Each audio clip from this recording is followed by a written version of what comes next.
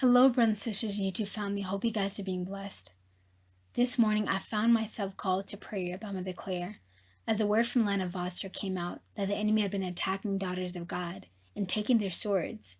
However, the Lord is bringing deliverance. So Mother Claire called me, and formerly Miss Jane, now Mother Elizabeth, as she's taken her Franciscan vows, to stand with her as we did the binding prayer over her in this community. It was a wonderful time as I felt deliverance truly taking place with us three ladies standing in agreement and praying over the daughters of God and our nation. However, when I left to go back to my own prayer time, I was struggling to stay up. I felt so sleepy. I even felt tempted to lie on the ground and rest a little, as I was before Mother's tree, far away from the chapel. I just kept asking the Lord to please help me and bless Mother to give me the strength and energy to pray as I should. I thought this must be a counterattack on the prayers we just prayed. But I did stay up pretty late the night before. And the Lord reminded me to not stay out in the sun because it can make me very lethargic.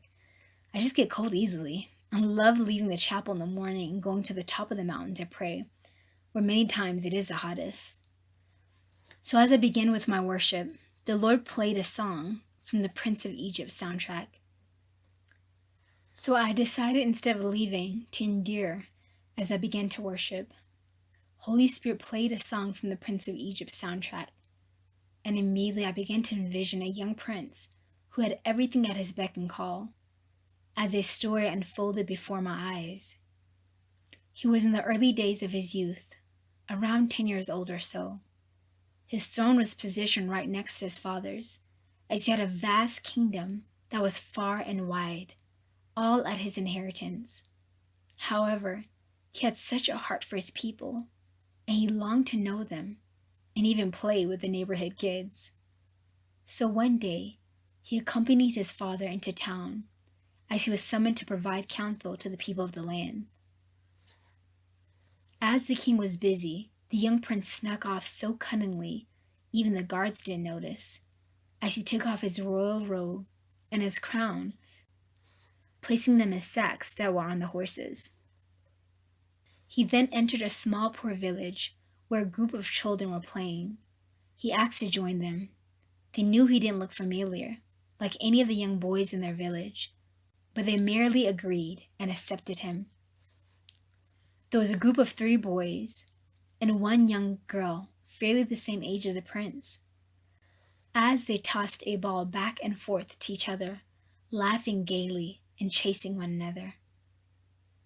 A little while later, the royal horses and guards entered the village as they were calling out for the prince. They then entered the area the children were playing as the king spotted the prince and gently asked the prince what he was doing and what had become of his attire and crown. The children and townspeople were in shock as they all stared in awe, then bowed down before the king and the prince. The prince then shyly told his father that he had found some new friends whom he loved and just wanted to play as he walked towards the royal guards. The children who he was playing with were still kneeling with their faces to the ground, in shock and excitement that they were playing with the prince.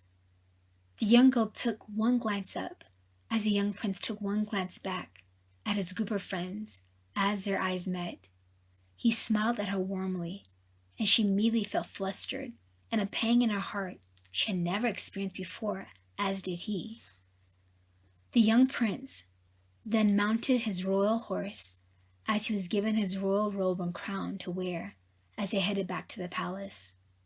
From that point on, this young maiden could not get the prince out of her mind, as she now always thought of him in her heart, even as she did the chores of the house she served at. The young prince could neither get this young maiden out of his mind, as he walked around with love in his heart for her and love of the people. As the years went by, the young prince continued to sneak off to meet these newfound friends and this newfound love that never left. As the young maiden grew into a beautiful young lady whose heart was set on the prince, but knew there couldn't be any way they could ever be together, for she was a slave girl and he was a prince. However, that didn't deter the prince, as he professed his love to her over and over again. Many times when they met, she would continue to run from him at times because of the shame she felt at her unworthiness to have the love of the prince. The king, although regal, stout, and firm, loved his son dearly. He couldn't help but notice that this young man was never the same since that visit to the poor village, as he began to notice his son slip away for long periods of time and seem to have his head in the clouds. He knew his son was in love, but with whom he didn't know. So he had the guards follow his son at a distance, as they were surprised to see him enter the poorest of the villages in the kingdom to meet this beautiful handmaiden who was a slave. At first the guards were in shock, then a little perturbed that the prince would be courting such a girl. However, as they witnessed the profound love and purity between them, through their many visits, the guards themselves were brought to tears.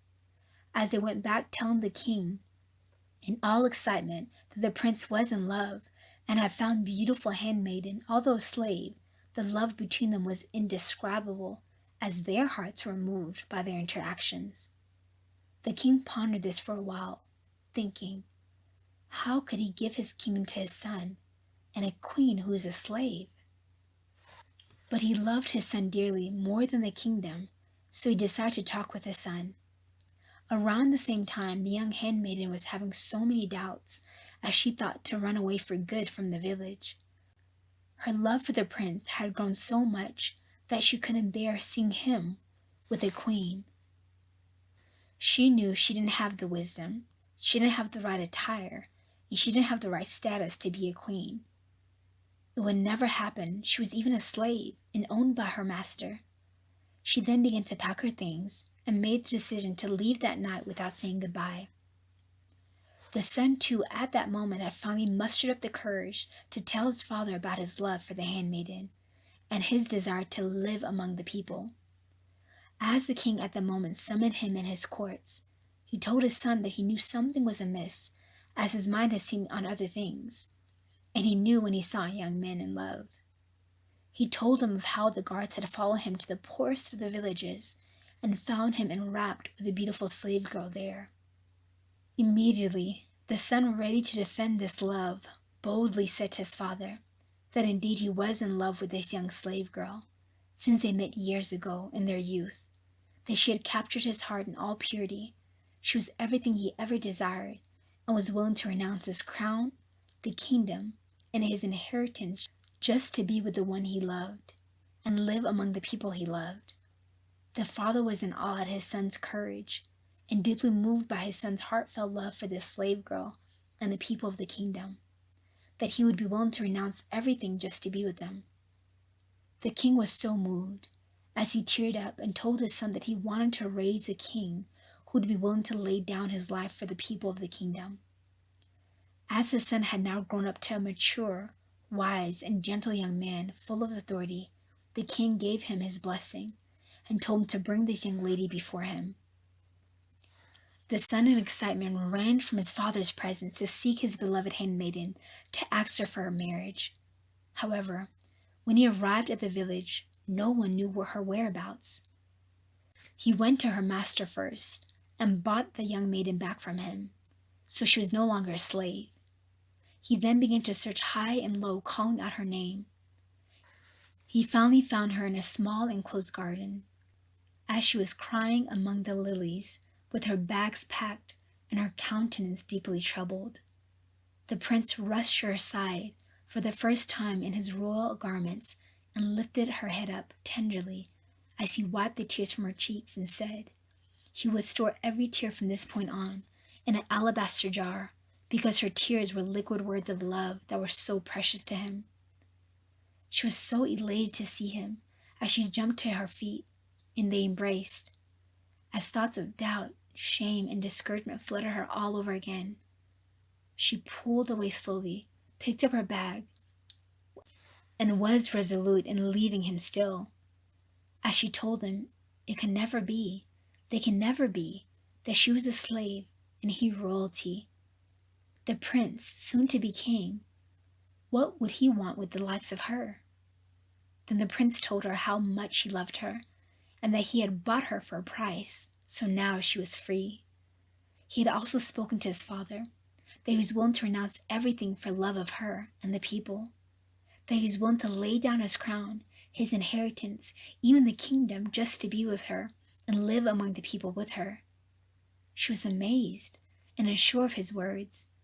As the prince continued to say that he told his father all of these things, and to his delight, his father didn't refute his request, but gave him his blessing for them to be together, that the king wanted to meet her, and that they could get married at once. She almost fainted in amazement at his words, as he gently held her up, as she said, "Would you be willing to renounce all of that for me?" The prince replied, "Yes, I would do that and so much more just to have you by my side, because you're worth it all." Just then, the royal guard showed up to take them both back to the palace. As they entered the king's courts and kneeled before him, he stood the young maiden up, put a robe of beautiful gold lace upon her back, and a beautiful ruby ring on her finger, and the most beautiful pearl shoes on her feet, and declared her the royal princess of the kingdom, as they began to plan their wedding. As I realized that Jesus was the prince, and I, and all his brides, the young slave girl. And Jesus began, "You have written out our love story beautifully, beloved. Truly, you have, and will always be my beautiful handmaiden, whom I will never stop pursuing or loving. Indeed, you are worth it all. My beloved brides, many of you respond like the Shulamite woman to my advances. You look so much at your unworthiness, at your worthlessness, at your lack, and you attribute my love for you by what you do, or what you look like. But might I say, my love for you has no bounds. It is not moved by what you can do for me, or what you have done, but is by what I've done to have you by my side. Yes, I had my throne, all of heaven, the kingdom on earth, and in heaven at my dispense. But when I looked down on you poor weak ones, I had to have you by my side. Heaven loses its luster without you there by my side. Though you may be weak, and were wretched and enslaved, I came to set you free. I came to have you cleaned up in my blood, robed in my righteousness, and adorned with my virtue. With one glance of your love my way, my heart fluttered. Even in childhood, you can't imagine the indescribable joy you brought me with your childlike faith and your childlike wonder. Even then I was smitten by you, dirty diapers and all. As I watched you grow, I too grew in anticipation, at the moment your heart would beat for me alone. As I shuddered with such longing for you, as you mused over thoughts of heaven, and what it would be like, and what truly I am like. As I remembered the day I told my father that I would lay my life down for you and all of mankind, laying down my divinity to take the form of a man so I could relate to you, understand you, help you, redeem you, and have you as my bride forever. I did it all just so that I could have your love. The day I came to you to tell you of this great love I had for you, you too had your bags packed, filled with your worries, fears, shame, guilt, and attachment of things you were struggling to let go of, as you were headed out on the broad road which led to death, unsure of my words, and unsure of how a God who has made himself man could love someone like you, a slave to the world and everything in it. But I saw a masterpiece, a precious gem that had been bound by lies and coated with a thick layer of shame that weighed you down heavily. Underneath all of that, I knew you resembled me exceptionally, as you said yes to my advances. My life changed forever. Yes, you changed your Savior's heart by restoring a piece of me that had always been missing, a place that had always been empty. A vacant spot only you could fill was now complete. I love you to distraction, my beloved handmaiden, as I will one day very soon walk you down the courts of heaven and present you to my Father, that indeed I know this one, indeed she is mine, the love of my life, the joy of my heart, and my reward to the cross. Yes, beloved one, You are worth it all. To see if the vines were in bloom, if the pomegranates had blossomed. Before I knew it, my heart had made me the blessed one of my kinswoman.